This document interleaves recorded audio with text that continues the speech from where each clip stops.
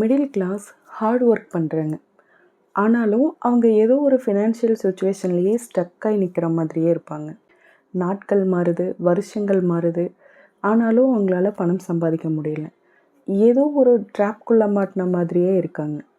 இப்போ இவங்களுக்கு என்னென்னா, பணம் எப்படி சம்பாதிக்கிறது, எப்படி சேர்க்கறதுங்கிற ஒரு தெளிவில்லாமல் இருக்காங்க.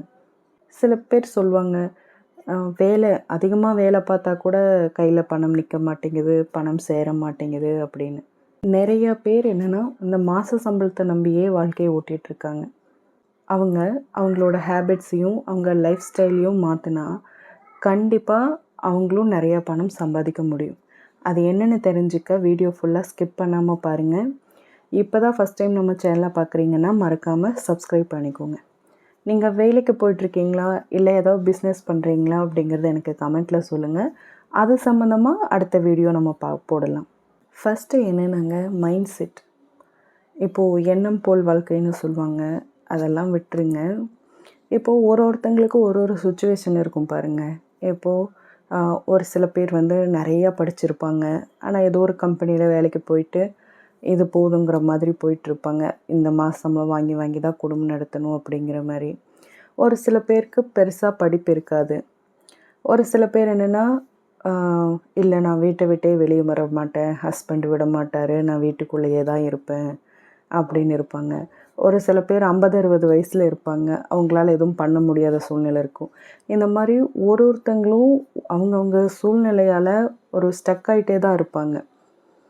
இப்போது அவங்கக்கிட்ட போய் நீங்கள் அட்வைஸ் கொடுக்கறது, இந்த மாதிரி இப்போ ஒரு சீட்டே போடுறீங்களா, இல்லை ஏலச்சீட்டு போடுங்க, அது பெஸ்ட்டாக இருக்கும். இல்லை ஏலச்சீட்டை விடவும் நீங்கள் நகை சீட்டு போடுங்க, அது இன்னும் பெஸ்ட்டாக இருக்கும். பிஸ்னஸ் பண்ணுறீங்களா, நீங்கள் ஹோட்டல் வைங்க, இல்லை துணிக்கடை வைங்க அப்படிங்கிற மாதிரி அட்வைஸ் எல்லாம் கொடுக்காதீங்க. இங்கே ஃப்ரீயாக கிடைக்கிறது என்னென்னு பார்த்துட்டிங்கன்னா அட்வைஸ் மட்டும்தான். அந்த அட்வைஸ் யாருக்குமே வேண்டாங்க. அட்வைஸை வச்சு ஒன்றும் பண்ண முடியாது. நீங்கள் அவங்களுக்கு என்னென்னா, உனக்கு என்ன தோணுதோ, உனக்கு என்ன பிடிச்சிருக்கோ அதை செய், அதை நீ தைரியமாக பண்ணுங்கிற ஒரு மைண்ட் செட்டை கொடுங்க. அட்வைஸை கொடுத்து அவங்க செய்யணும்னு நினைக்கிறதுலேருந்து வேறு ட்ராக்குக்கு மாற்றி விடாதீங்க. அவங்களுக்கு என்ன தோணுதோ இதை நீ செய், சக்ஸஸ் ஆகும் அப்படிங்கிற மாதிரி அவங்களோட மனநிலையை நீங்கள் கொஞ்சம் மாற்றி விடுங்க. நீ நினைக்கிறது கரெக்டு தான், நீ இதை செய் அப்படிங்கிற மாதிரி அவங்களுக்கு மைண்ட் செட் கொடுங்க. அடுத்து இப்போ நீங்கள் 1000 ரூபாய் சம்பாதிக்கிறீங்கன்னா அந்த 1000 ரூபாய்க்கு உண்டான பிரச்சனை இருக்கும்.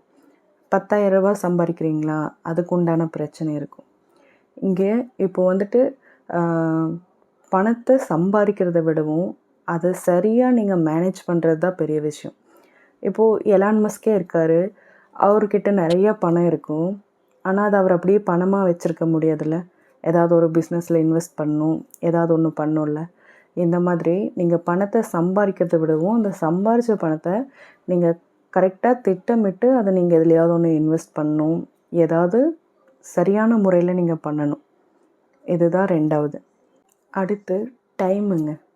அதாவது இப்போ நம்ம தாத்தாலாம் அந்த காலத்தில் ஏதோ கொஞ்சம் காசு சேர்த்து வச்சு ஒரு லேண்டு வாங்கி போட்டிருந்தாங்கன்னா இன்றைக்கி அதோட வேல்யூ என்னவாக இருக்கும்? லட்சக்கணக்கில், கோடிக்கணக்கில் இருக்கும். இதே நம்ம அப்பா அம்மாவாகட்டும், இப்போ ஒரு நல்ல கம்பெனி இருக்குது, அந்த கம்பெனி ஸ்டாக்ஸில் இன்வெஸ்ட் பண்ணால் ஓகேன்னு சொல்லி பண்ணியிருந்தாங்கன்னா இன்றைக்கி அதோட வேல்யூ என்ன? இந்த மாதிரி டைமுங்கிறது ரொம்ப வேல்யூங்க. இப்போ பணம் கூட இன்றைக்கி இல்லைன்னா நாளைக்கு சம்பாரிச்சிக்கலாம் அப்படிங்கிற மாதிரி இருக்கும். ஆனால் டைம் போயிடுச்சுன்னா ஒன்றுமே பண்ண முடியாது. இது காற்றுள்ள போதே தூற்றிக்கொள் அப்படிங்கிற மாதிரி தான். இப்போ பாருங்கள், இப்போது யூடியூபே இருக்குது, நான் வீடியோ போடுறேன், இதை ஒரு 1000 பேர் பார்க்குறாங்க, ஓகே. இப்போ நான் இதை பண்ணாமல் விட்டுட்டு சரி 1 வருஷம் கழித்து பார்க்கலாம், 2 வருஷம் கழித்து போட்டுக்கலாம் அப்படின்னு நினச்சி நான் விட்டுருந்தேன்னா, சப்போஸ் அந்த டைமில் யூடியூபே இல்லைன்னா அப்போ நான் எப்படி வீடியோ போடுறது, எப்படி 1000 பேரை பார்க்க வைக்கிறது? அதனால் இப்போ இருக்கா, எதுவாக இருந்தாலும் இப்போ இருக்கும்போதே அதை யூஸ் பண்ணுங்கள். எதையுமே நாளைக்கு இல்லை அடுத்த வாரம், அடுத்த மாதம் அப்படின்னு எதையுமே தள்ளி போடாதீங்க. இன்றைக்கி இது தோணுதா, இன்றைக்கே அதை பண்ணிடுங்க, டைமை மிச்சப்படுத்துங்க. அடுத்து பொறாமை. இதை கேட்ட உடனே நிறைய பேருக்கு ஏதோ கெட்ட வார்த்தை மாதிரி தோணும். இப்போது ஒரு விஷயம்னு எடுத்துட்டிங்கன்னா அதில் நல்லதும் இருக்கும் கெட்டதும் இருக்குங்க. இப்போது இந்த பொறாமைக்கு வந்துட்டு ஆக்குற சக்தியும் இருக்குது, அழிக்கிற சக்தியும் இருக்குது. எப்படின்னா, இப்போது நமக்கு ஒரு காம்படிட்டர் இருக்காங்கன்னு வைங்களேன். இப்போ நீங்கள் ஒரு கடை வச்சுருக்கீங்க. உங்களுக்கு போட்டியாக ஒருத்தங்க கடை வச்சுருக்காங்கன்னா, இப்போ அவங்களுக்கு நல்லா சேல் ஆகுது, நல்லா சம்பாதிக்கிறாங்க அப்படின்னா, அவங்கள பார்த்துட்டு ஐயையோ! அவனுக்கு இவ்வளோ வியாபாரமாதே, இப்படி சம்பாதிக்கிறானே அப்படின்னு நீங்கள் அதை பார்த்து வயிறெறிஞ்சு உட்காந்துட்ருக்கலாம். இல்ல அவனுக்கு இவ்வளோ சேல் ஆகுதா, இவ்வளோ வருமானம் வருதா, அப்போ அதை விட நான் இன்னும் அதிகமாக சம்பாதிக்கணும் அப்படின்னு நினச்சி நீங்கள் ஒரு விஷயம் பண்ணீங்கன்னா, அது உங்களை வளர்த்து விடுறதும் பண்ணும். உங்கள் வளர்ச்சிக்கும் அது உதவியாக இருக்கும். இப்போது வாரணம் ஆயிரம் படம் பார்த்துருப்பீங்க. அதில் வந்து சூர்யாவுக்கு லவ் ஃபெயிலியர் ஆனோடனே அவங்க அப்பா சொல்லுவார், நீ இப்போ வந்து உனக்கு லவ் ஃபெயிலியர் ஆயிடுச்சுல்ல, நீ ஒரு டிப்ரெஷனில் இருக்கல்ல, இதை வந்து வேறு பக்கம் காட்டு, உன் பாடியை பில்டு பண்ணுறதுல காட்டு அப்படின்னு சொல்லி வேறு பக்கம் திருப்பி விடுவார். அந்த மாதிரி தாங்க நம்ம வந்துட்டு அதை டிப்ரெஷனாகவும் பொறாமைப்பட்டுட்டு நம்ம அது ஒரு டிப்ரெஷனாகவும் எடுத்துக்கலாம். இல்லை அது நம்ம வளர்ச்சிக்கு ஒரு வாய்ப்பாகவும் பயன்படுத்தலாம். இப்போ நானுமே வந்துட்டு ஏதாவது ஒரு விஷயத்த யோசிச்சுட்டு கொஞ்சம் வீட்டில் அதாவது ஒரு 1/2 மணி நேரம் நம்ம அமைதியாக இருந்தாலே நம்மளுக்கு நல்ல விஷயம் மைண்டுக்கு வருதோ இல்லையோ, 10 வருஷம் 20 வருஷத்துக்கு முன்னாடி ஏதாவது நடந்த ஒரு யோசிக்கக்கூடாத விஷயங்க தான் ஞாபகத்துக்கு வரும். ஏதாவது ஒரு சண்டை வந்ததோ, ஏதோ ஒரு விஷயம் ஞாபகம் வரும். உடனே நமக்கு டிப்ரெஷன் தான் ஆகும், டென்ஷன் ஆகும். அந்த சமயத்துக்கு நானே என்ன பண்ணுவேன்னா, உடனே சரி கிச்சன் க்ளீன் பண்ணலாம், இல்லை வீட்டு வேலை ஏதாவது ஒன்று பார்க்கலாம் அப்படின்னு இல்லாத ஒரு வேலையை நான் இழுத்து போட்டு செய்ய ஆரம்பிச்சிருவேன். இந்த மாதிரி நம்ம டிப்ரெஷனை வந்து வேறு வழியில் ஒரு ஆக்கப்பூர்வமாக செலுத்தி விட்டுருங்க. அப்போ வந்து பொறாமைங்கிறதே உங்களுக்கு அந்த இடத்துல உங்கள் வளர்ச்சிக்கு உபயோகமாக இருக்கும். அடுத்து ஏன் சில பேர் மட்டும் பணக்காரங்களாக இருக்காங்கன்னா, அவங்களுக்கு மட்டும்தான் ஏதோ அறிவு இருக்குது, வேலைக்கு போகிறவங்கெல்லாம் முட்டாளா அப்படியெல்லாம் எதுவும் கிடையாதுங்க. என்னென்னா அவங்க ரிஸ்க் எடுக்கிறாங்க.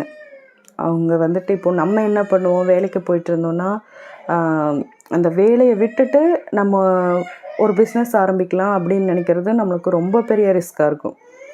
அதாவது ஐயோ நம்ம இருக்கிற வேலையும் விட்டுட்டு இந்த பிஸ்னஸையும் தொடங்கி இது லாஸ் ஆச்சுன்னா என்ன பண்ணுறது, இல்லை இதுக்கு வந்துட்டு நம்ம பேங்க்கில் லோன் போட்டு நம்ம அமௌண்ட் எடுத்து பண்ணுறோம், திடீர்னு இது லாஸ் ஆச்சுன்னா நம்ம லோன் கட்டுறது எப்படி, இல்லை வீட்டை அடமானம் வச்சு பண்ணணுமா, அப்படி பண்ணும்போது இது லாஸ் ஆச்சுன்னா எப்படின்னு நம்ம வந்துட்டு அது ஃபெயிலியர் ஆகிறத பற்றி மட்டும்தான் யோசிப்போம். நம்மளோட மைண்ட் செட் அது எல்லாருக்குமே மிடில் கிளாஸ் மைண்ட் செட் அப்படி தான் இருக்கும். ஒரு வேலையை விடுறதுக்கும் நம்ம பயப்படுவோம். சரி அந்த வேலைக்கே அப்படியே கண்டினியூ பண்ணி நம்ம லைஃப் இப்படியே ரன் பண்ணால் போதும் அப்படிங்கிற மாதிரி தான் தோணும். ஆனால் அவங்க என்ன பண்ணுறாங்கன்னா, ஒரு படி மேலே போய் ரிஸ்க் எடுக்கிறாங்க. சரி இதில் பணம் போட்டு நம்ம இதை பண்ணுவோன்ட்டு, அதாவது அவங்களுக்கும் எதுவும் தெரியாமலாம் ரிஸ்க் எடுக்கிறது இல்லைங்க. அவங்க அதை பற்றி நல்லா தெரிஞ்சு இதை பண்ணால் சக்ஸஸ் ஆகும், இதை இப்படி பண்ணணும்னு தெரிஞ்சு இறங்குறாங்க. அதனால் அவங்க சக்ஸஸ் ஆகுறாங்க. மெயினாக என்னென்னா ரிஸ்க் எடுக்க பயப்படக்கூடாது. நான் சொன்ன இந்த விஷயங்கள் எல்லாமே நீங்கள் கொஞ்சம் அதை திங்க் பண்ணி பாருங்கள். இதனால் உங்களுக்கு 1% உபயோகமாக இருந்துச்சுன்னா எனக்கு அதுவே ரொம்ப சந்தோஷந்தான். இதுக்கு பணத்தை கரியாக்காதீங்க அப்படின்னு ஒரு வீடியோ போட்டிருக்கேன். அதோட லிங்க்கை நான் கமெண்ட் பாக்ஸில் கொடுக்குறேன். உங்களுக்கு டைம் இருந்துச்சுன்னா அந்த வீடியோவையும் பாருங்கள்.